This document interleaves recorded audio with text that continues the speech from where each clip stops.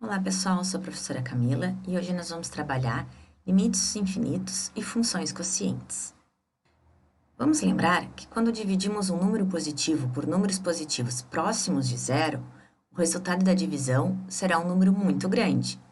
Por exemplo, dividindo o 5 por 1, nós temos como resultado 5. Se eu dividir 5 por 1/10, nós temos como resultado 50. Se eu dividir 5 por 1/100, nós temos como resultado 500. Se eu dividir 5 por 1/1000, nós temos como resultado 5.000. Ou seja, o resultado da divisão está aumentando à medida que o meu denominador está diminuindo. Ou seja, quanto mais próximo de zero está o denominador, maior será o resultado da divisão. Um raciocínio análogo pode ser usado quando considerarmos o limite de uma função quociente, quando o numerador tende a uma constante positiva e o denominador tende a zero por valores positivos.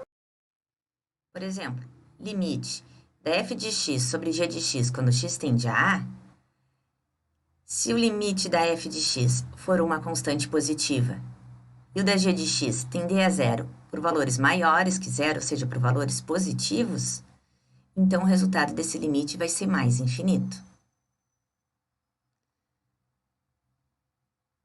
Agora, quando dividirmos um número positivo por números negativos, mas próximo de zero, o resultado da divisão vai ser um número muito grande, mas negativo. Ou seja, se eu pegar o número 5 de novo e dividir agora por -1, a resposta vai ser -5. Se eu dividir por -1/10, a resposta vai ser -50. Se eu dividir 5 por -1/100, a resposta vai ser -500. Se eu dividir por -1/1000, a resposta vai ser -5.000.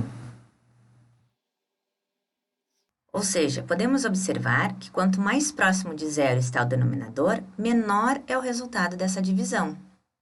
Um raciocínio análogo pode ser usado quando considerarmos o limite de uma função quociente, quando o numerador tende a uma constante positiva e o denominador tende a zero por valores negativos. O resultado vai ser menos infinito. Vamos fazer alguns exemplos agora. Exemplo 3. Os limites. Limite de x mais 1 divididos por x quando x tende a zero pela direita. E limite de x mais 1 divididos por x quando x tende a zero pela esquerda, eles são infinitos. Por quê? Porque eu vou ter o numerador sempre atendendo a uma constante e o denominador está atendendo a zero. Bom, se fizer a substituição direta aqui nesse primeiro limite, a gente sabe que o numerador tende a 1, que é uma constante positiva. Já o denominador está tendendo a zero por valores positivos, então a resposta vai ser mais infinito. Agora, quando x tende a zero pela esquerda, o numerador tende a 1, também uma constante positiva, porém o denominador tende a zero por valores negativos. Então, a resposta final é menos infinito. Mais com menos dá menos. Certo? A gente pode perceber que x mais 1 sobre x é, na verdade, x sobre x mais 1 sobre x. X sobre x é 1, então eu tenho 1 mais 1 sobre x.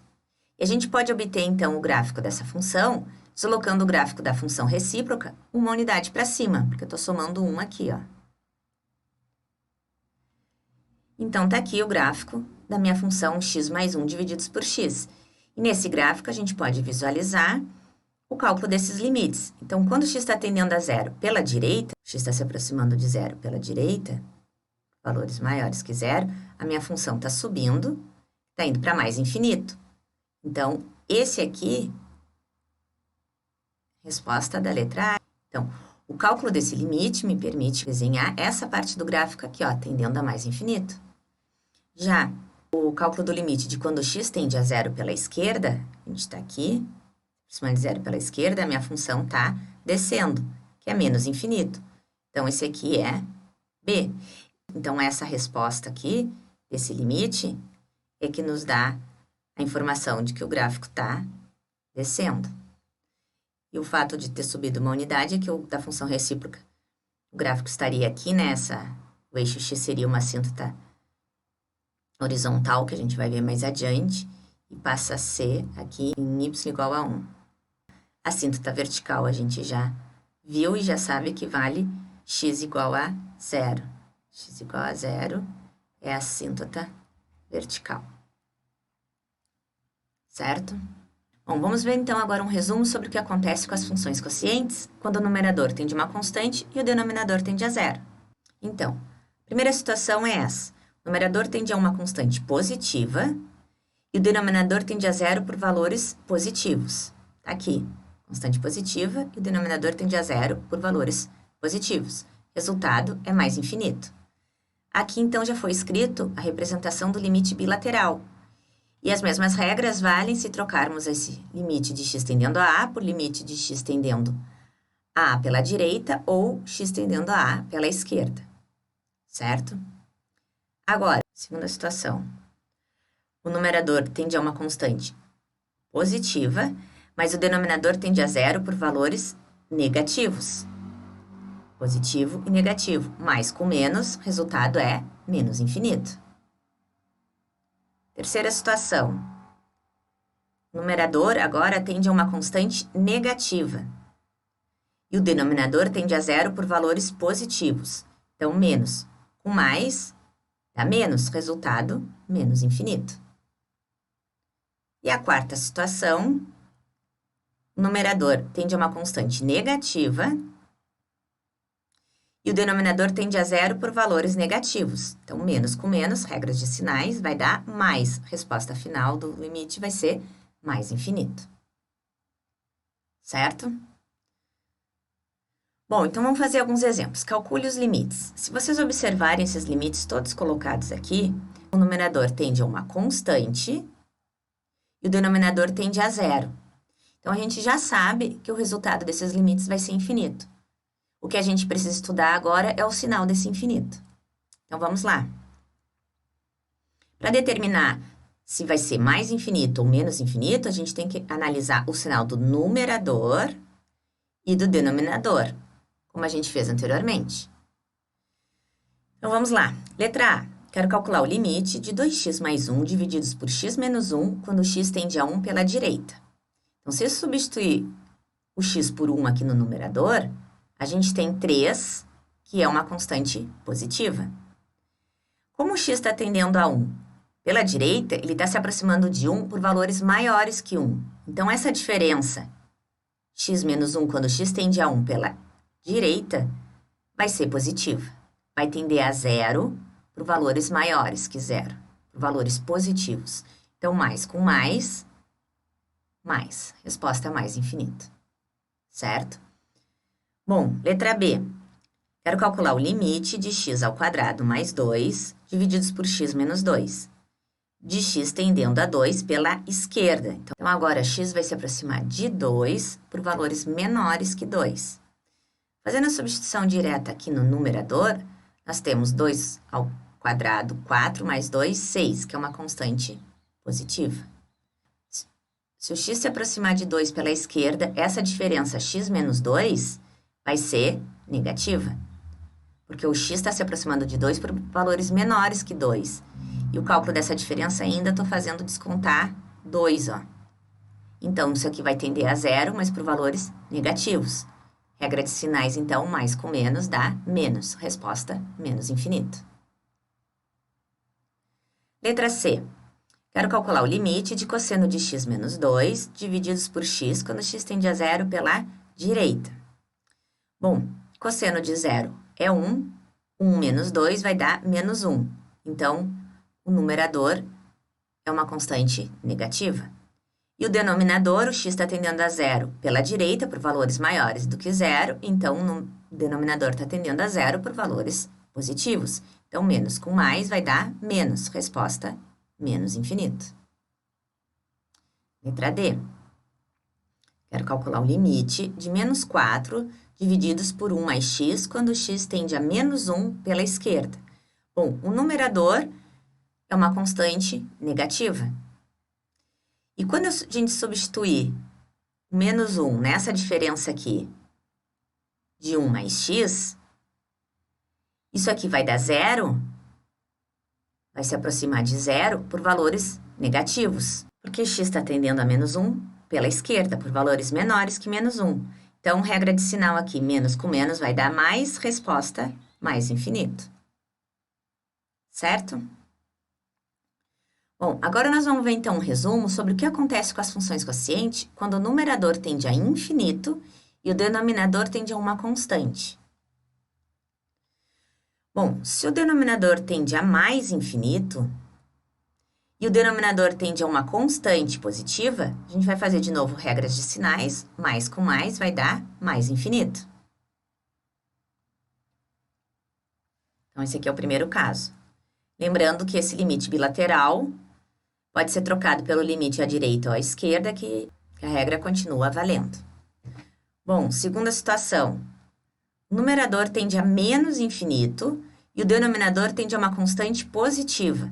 Então, menos infinito e uma constante positiva. Então, esse limite aqui vai ser menos com mais, menos infinito. Certo?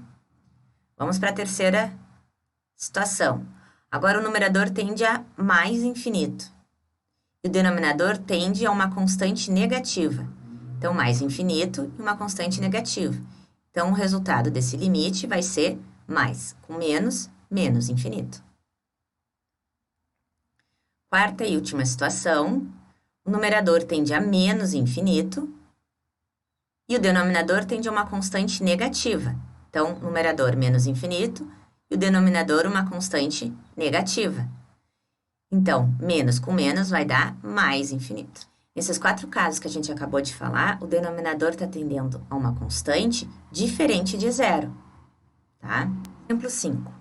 Vamos calcular agora o limite dessas funções, tá?